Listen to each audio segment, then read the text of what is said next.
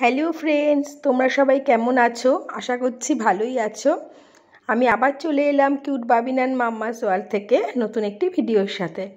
আমরা কিছুদিন আগে দীঘাতে বেড়াতে গিয়েছিলাম, সেখানকারই কিছু ভিডিও পুচকু সোনার আইসক্রিম খাওয়া আর ডাব খাওয়া, সেটাই তোমাদের সঙ্গে শেয়ার করছি। ভালো লাগলে লাইক করে দিও আর সাবস্ক্রাইব করে আমার চ্যানেলটার পাশে থেকো আর দেখতে থাকো।